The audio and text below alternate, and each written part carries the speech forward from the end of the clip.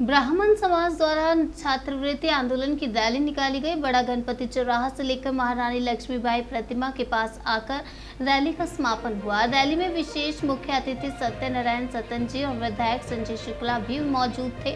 ब्राह्मण समाज द्वारा निकाली गई रैली का उद्देश्य सभी वर्ग के माध्यम परिवार के बच्चों को सरकार द्वारा छात्रवृत्ति प्रदान की जाए। जब हमारे संवाददाता ने विकास अवस्थी से चर्चा की तो उन्होंने बताया कि हमारा आंदोलन विगत समय से चल रहा है। हमारा एक उद्देश्य है ब्राह्मण वर्ग का हर बच्चा आगे बढ़े और अपना लक्ष्य हासिल करे। वहीं मुख्य अतिथि बीजेपी के वरिष्ठ नेता सत्यनारायण सत्तन जी ने बताया कि यह कोई पार्टी की लड़ाई नहीं है, ये सभी ब्राह्मण वर्ग के हक की लड़ाई है। आज के यह आंदोलन आर्थिक रूप से कमजोर जो भी समाज के बच्चे हैं उनको छात्रवृत्ति सरकार दे, इसके पक्ष में हमने आज ये आंदोलन रखा है। यहाँ की युवा परिषद ने, हम विप्र फाउंडेशन और सभी संस्थाएं उनके साथ हैं और सरकार से ये आग्रह करते हैं कि हमारी इस मांग को स्वीकार करें और केंद्र ने जो आरक्षण दिया है EWS, उसके अंतर्गत EWS में छात्रवृत्ति भी दी जाए, ये हमारी सरकार से मांग है। सुशील ओझा, संस्थापक विप्र फाउंडेशन। को लेके किस तरह का रुझान है?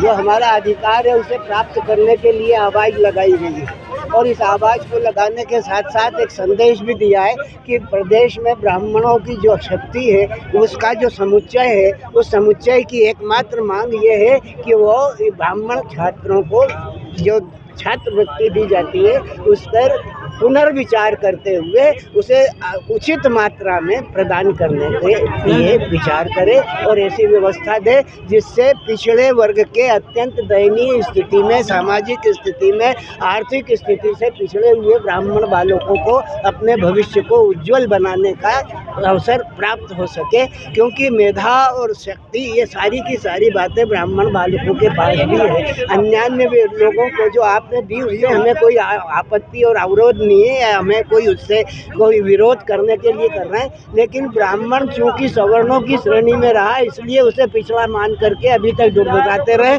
लेकिन यदि आपने विचार करते हुए इस बात को देखा तो प्रतिभा संपन्न ब्राह्मण बालकों को दी जाने वाली छात्रवृत्ति पर विचार करके उस निर्देश को हमें देंगे तो निस्संदेह हम आपके सहयोगी साबित होंगे और आप भी हमारे सहयोगी साबित होंगे। हमें ऐसा अनुभव नहीं होगा कि हमें किसी तरीके से दरकिनार किया जाए। महिलाओं और बच्चों की संख्या भी बहुत कम रही है, क्या कारण है?